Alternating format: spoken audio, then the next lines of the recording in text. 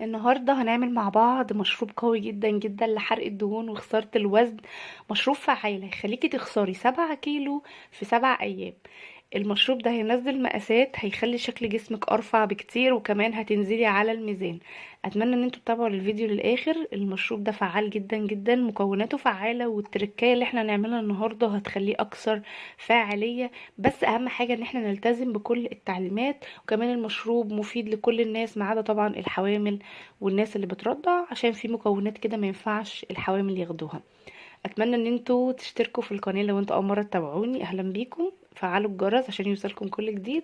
وما تنسوش طبعا اللايك، لان اللايك بيساعد ان الفيديو يعلى ويوصل لناس تانية غيركم، فان شاء الله تستفيدوا. هنبدأ بقى في وصفتنا النهاردة. أول مكون معانا كده الليمون. طبعا يا جماعة كلنا عارفين فوائد الليمون وفيتامين سي، وبجد قشور الليمون من أكتر الحاجات اللي ما شاء الله يعني حلوة جدا جدا لحرق الدهون، ومليانة فيتامين سي أكتر من الليمون نفسه كمان. فإحنا النهاردة هنستخدم الليمون بتاعنا بالقشر. فأنا كده أول حاجة، عشان الليمون بتاعنا ما يبقاش مر أو يدي مرارة، بشيل كده أول جزء اللي هو الجوانب دي كده، وببدأ ان انا اقطع شرايح ليمون بالشكل ده. هحتاج بس في الوصفة بتاعت النهاردة 3 شرايح، يعني حوالي نص ليمونة. وطبعا يفضل ان احنا نشيل منها البذور دي، لان البذر من اكتر حاجات اللي ممكن تمرر المشروب بتاعنا. كمان الطريقة اللي احنا نعمل بيها المشروب بتاعنا النهاردة يعني مختلفة شوية، فممكن هنسيبها شوية حلوين، فلازم ان احنا نتخلص من اي بذر عشان ما يبقاش عامل مرارة، ونشربه بكل يعني يكون طعمه كويس وما نبقاش مستقيم منه يعني. دي ما فيهاش، يبقى كده هحتاج 3 شرايح ليمون. طبعا شايفين دلوقتي حجم الليمونه اللي انا مستخدماها كبيره ما شاء الله، فانتوا حاولوا ان انتوا تاخدوا نص ليمونه كبيره.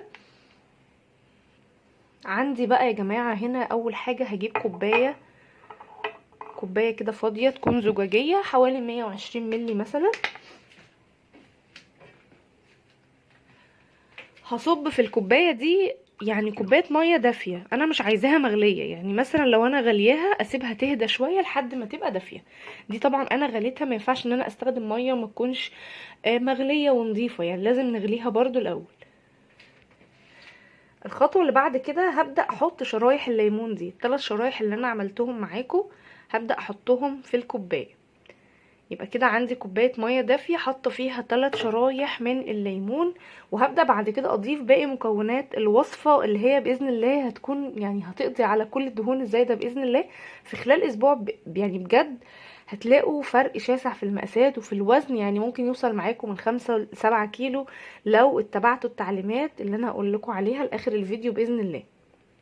يا ريت طبعا ان احنا ننفذ الوصفة بالتعليمات بتاعتها زي ما بقولها بالظبط، عشان نحصل على احسن نتيجة.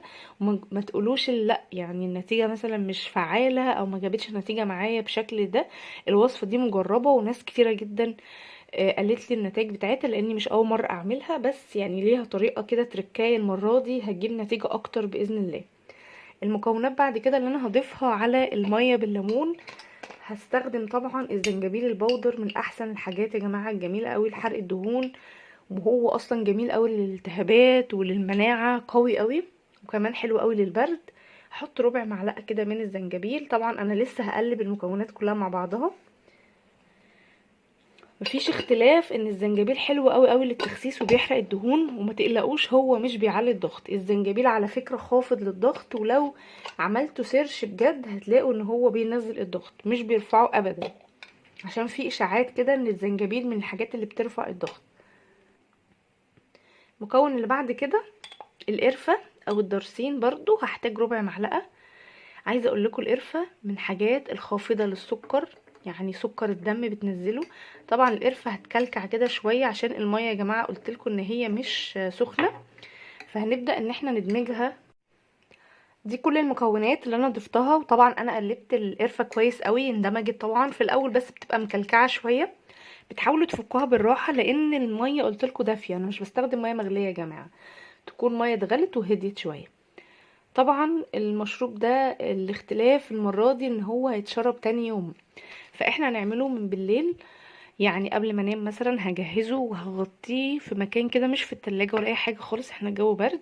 هنغطيه وهنسيبه ليلة كاملة، يعني مش ليلة يعني، مثلا انتوا بتناموا 8 ساعات، هيبقى ال8 ساعات دول. وتاني يوم الصبح طبعا هنصفيه. انا طبعا يعني المفروض ان هو يتنقع، بس انا هوريكم الخطوات خطوة خطوة اهو. هنبدأ ان احنا نصفيه.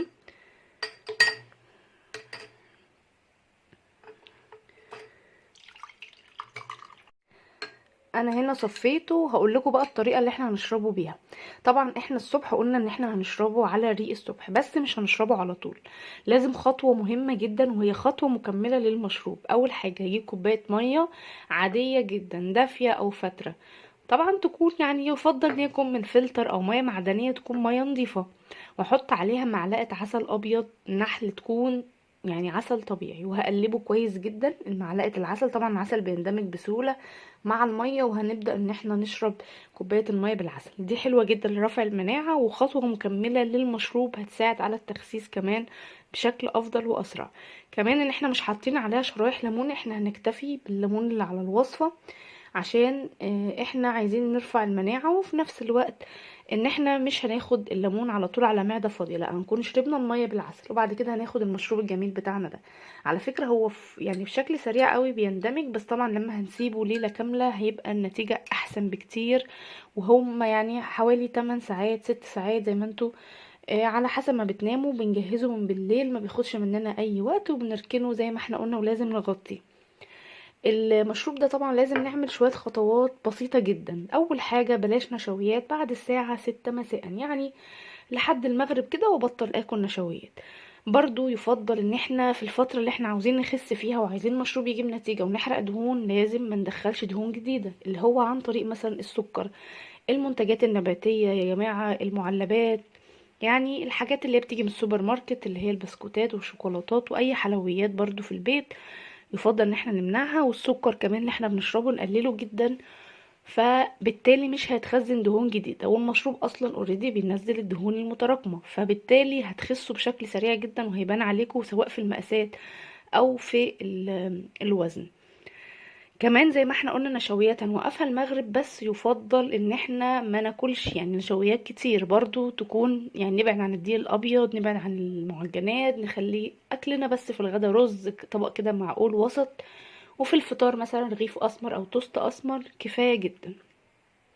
كمان نشرب ميه خلال اليوم من 8 ل 12 كوبايه في اليوم.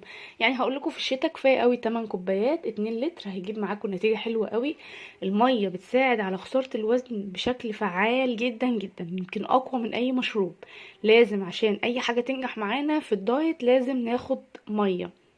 كمان احنا مش عاملين دايت، انا بقول لكم المشروب ده والله هيجيب معاكم نتيجة حلوة جدا في حرق الدهون وخسارة الوزن، وهيبان عليكم جدا في المقاس. بس لازم وشرط تشربوا مية، تقللوا نشويات، وما تاكلوش نشويات بالليل. يعني لو عايزين تاكلوا بالليل ممكن تاكلوا مثلا طبق فاكهة قبل النوم كده بساعة او 2. ممكن تاخدوا زبادي، ممكن تاخدوا جبنة قريش عليها سلطة، حاجات خفيفة. المشروب بتاع النهاردة قلت لكم الطريقة والتعليمات وكل حاجة. المشروب ده مناسب لكل الناس، ما عدا طبعا اي واحدة حامل او واحدة بترضع. نبعد عن المشروبات اللي يعني اللي فيها قرفة، عشان طبعا غلط. وبس اتمنى ان الفيديو يكون عجبكم، ولو عجبكم متنسوش تعملوا لايك وتشتركوا في القناة، واشوفكم باذن الله في فيديو جديد. مع الف سلامة.